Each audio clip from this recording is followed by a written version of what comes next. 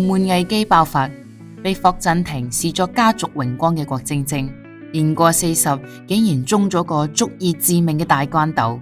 呢一場翻車嚟得猝不及防，唔單止令到佢30年積累嘅零負面口碑一夜崩塌，更加直接動搖咗佢喺霍家嘅根基。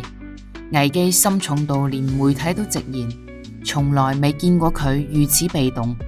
全網更加係炸開咗鑊，猜測聲、惋惜聲、怒斥聲此起彼伏。究竟發生咗咩大事？更加要命嘅係屋漏偏逢連夜雨。就喺佢深陷風暴、自顧不暇之際，一位新晉嘅弟媳悄然出圈，俾咗佢本來就岌岌可危嘅處境又潑咗一盆冷水，堪稱雪上加霜。郭晶晶堅守咗10幾年嘅霍家地位，今次真係要保唔住啦。當年霍震霆嗰句感謝郭晶晶下嫁霍家嘅盛讚仲喺耳邊回響，如今佢卻陷入咗腹背受敵嘅絕境。而藏喺風波背後嘅真相，更加係令人捉摸不透。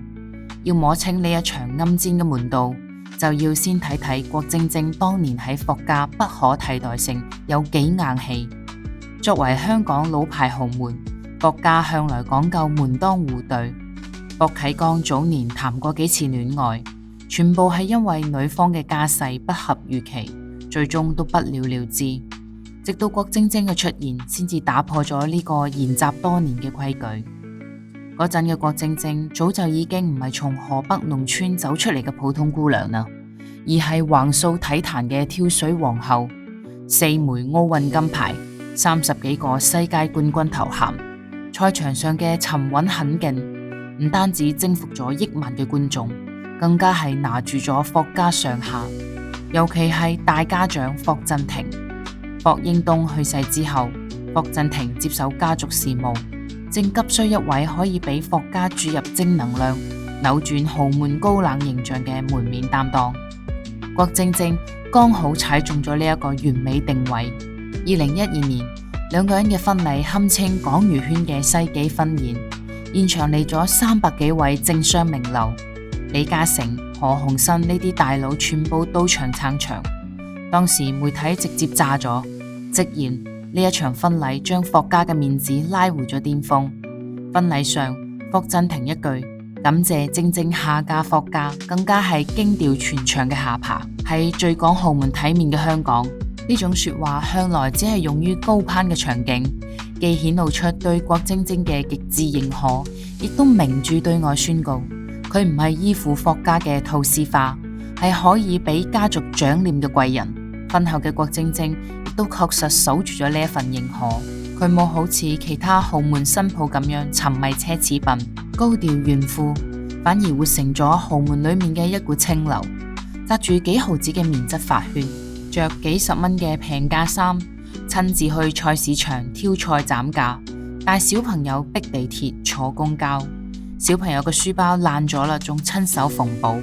呢一種接地氣嘅作風，唔單止顛覆咗大家對豪門新抱嘅固有印象，更加幫霍家洗掉咗高高在上、脫離群眾嘅標籤，圈咗一大波路人粉。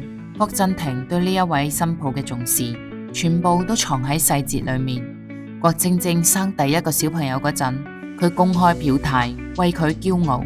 有媒體爆料，霍震霆想探孫都要提前預約，生怕打攪佢大話。郭晶晶發起精心體育公益計劃，俾鄉村嘅學校捐器材，培訓體育老師。霍震霆唔單止全力支持，仲多次陪佢跑公益活動。連以前極少露面嘅霍家長輩，都因為佢頻繁出現喺公眾嘅視野裏邊。加入霍家嘅前10幾年，郭晶晶同埋霍家就係完美嘅互相成就。佢靠自己嘅國民度同埋正面印象，俾霍家嘅商業版圖同埋公眾口碑加咗唔少嘅分。霍家則俾咗佢足夠嘅尊重同埋支持，令佢可以從運動員順順利利轉型成為公益代言人、豪門主母。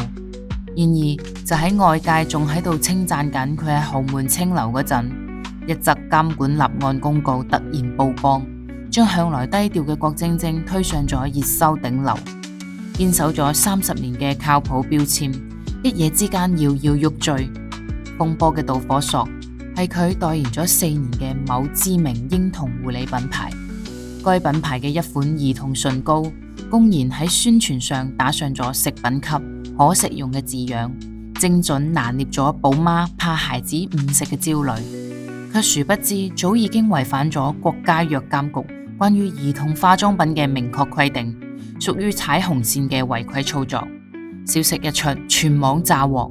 喺無數嘅80後、90後嘅寶媽心入邊，郭晶晶早就已經唔係單純嘅奧運冠軍，而係安全靠譜嘅代名詞。當年追住睇佢跳水，如今俾孩子買母嬰產品，衝嘅就係呢一份刻喺骨子裏面嘅信任。更加令到寶媽們寒心嘅係，涉事品牌根本就唔係初犯。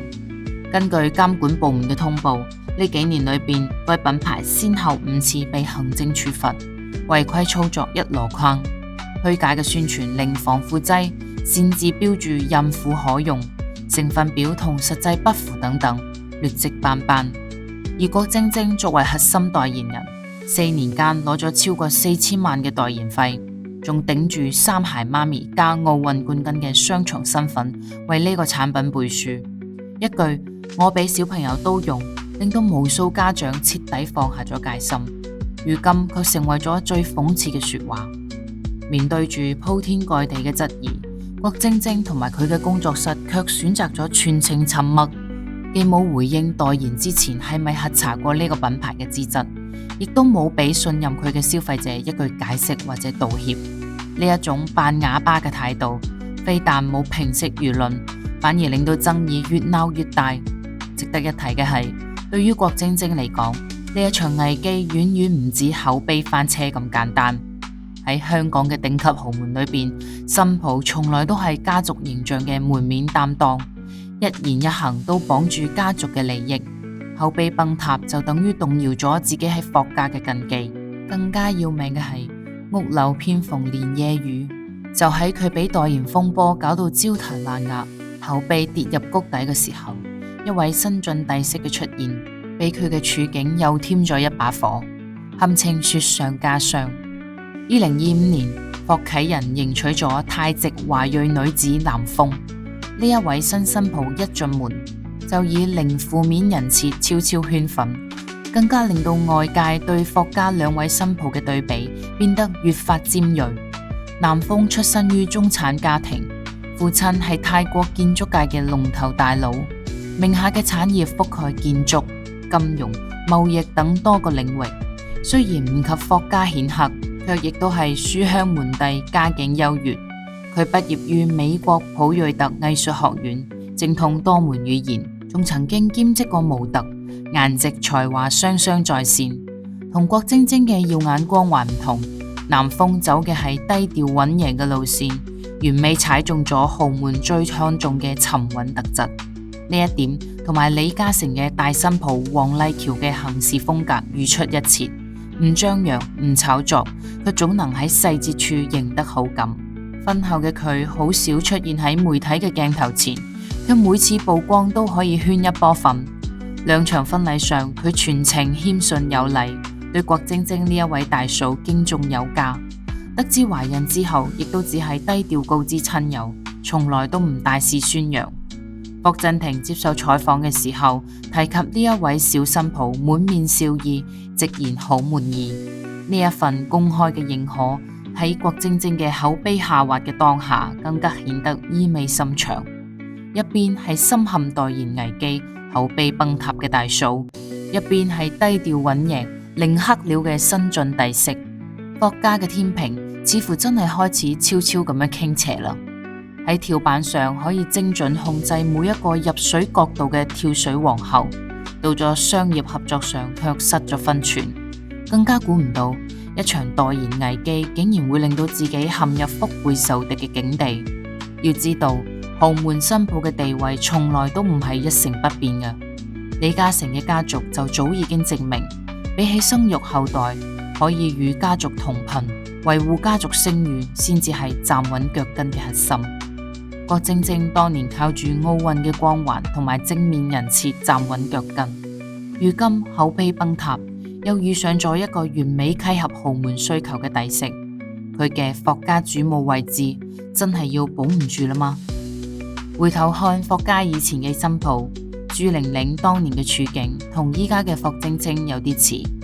朱玲玲身為港姐冠軍，加入霍家之後，因為被要求少露面，冇辦法施展自己嘅才華，最後同埋霍震霆離咗婚。郭晶晶當年可以打破呢一個魔咒，靠嘅係有足夠嘅底氣、奧運冠軍嘅光環同埋國民好感，令到佢喺霍家有咗足夠嘅話語權。